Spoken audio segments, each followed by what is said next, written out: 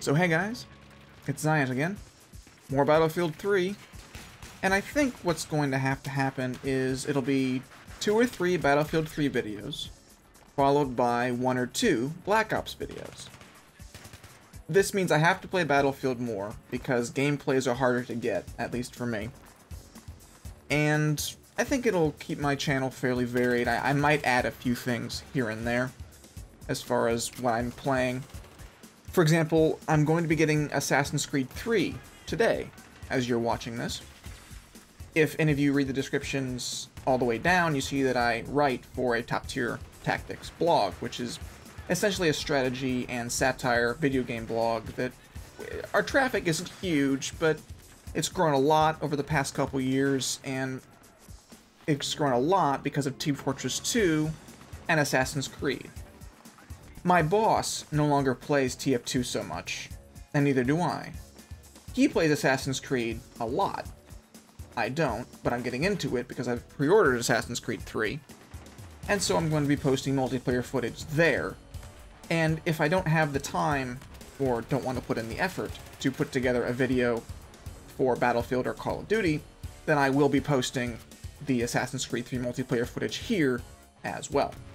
And it will be the same commentary as on the T3 channel, simply because, again, I don't have the time or want to put in the effort. With the housekeeping out of the way, let's get into the topic. And today's topic is mod support. And wouldn't you know it, the 2 games I'm currently posting, Black Ops 2 and Battlefield 3, don't have mod support. And they have different reasons for not having mod support, neither of which I think are very good. Battlefield 3's is, oh, our engine is too complicated, so people wouldn't be able to mod it efficiently. Call of Duty Black Ops 2's reasoning, they don't actually say, they just say we're not going to have mod support.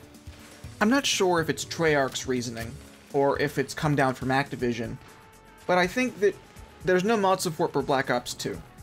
Because if there was, then players would be putting out content that Treyarch isn't making, and thus Activision is making no money on.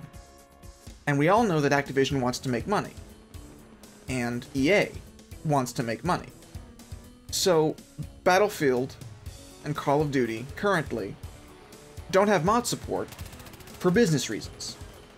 Now, I don't know if the excuses these developers come up with have any credence to them.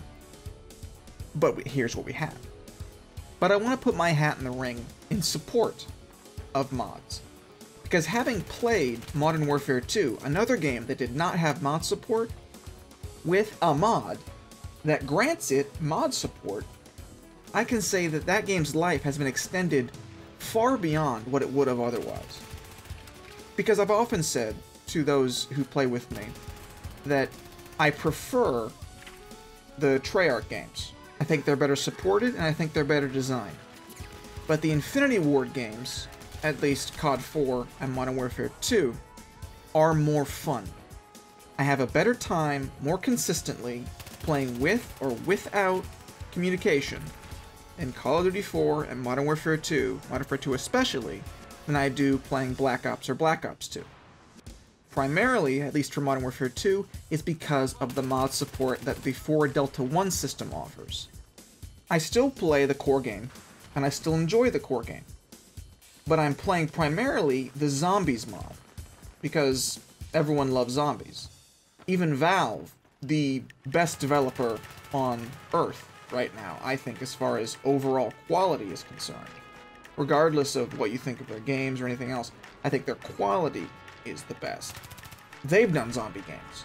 Zombie games are huge. DayZ is huge. WarZ, hopefully, will be huge.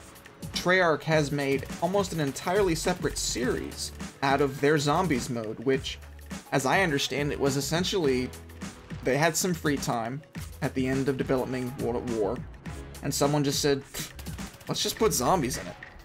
And it was such a success that they added more zombie maps, and they added more mechanics. And it was such a success again, even with World at War, that in Black Ops they made it a separate mode altogether.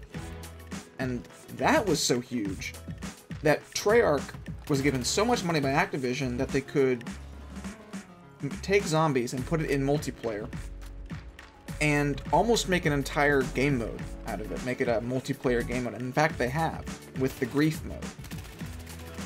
So zombies are big. And I would not enjoy zombies so much if it weren't for mods. Because Left 4 Dead, Valve hired people for that.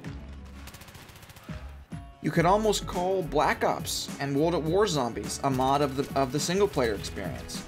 Because they took mechanics that were already in place and co-opted them for a completely different use. Yes, it's still a guy with a gun shooting at other guys, but it's different because with zombies, it's not other people playing against other people. It's entirely co-op, for the most part, at least in Black Ops and World at War.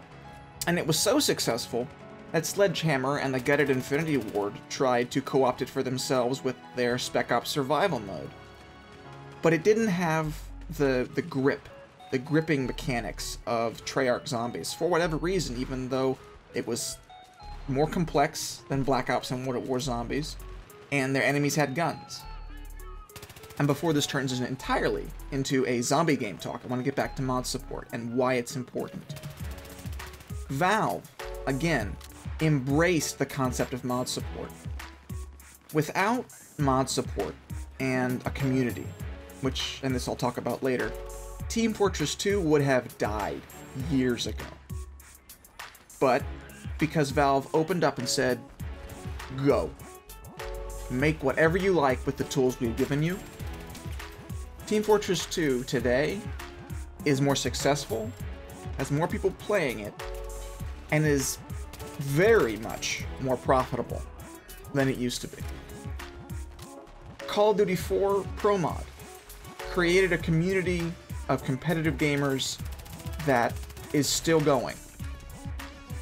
Modern Warfare 2, a 3-year-old game, is still very much playable, at least for me, because of the zombie mod in 4 Delta 1. And who can forget Skyrim?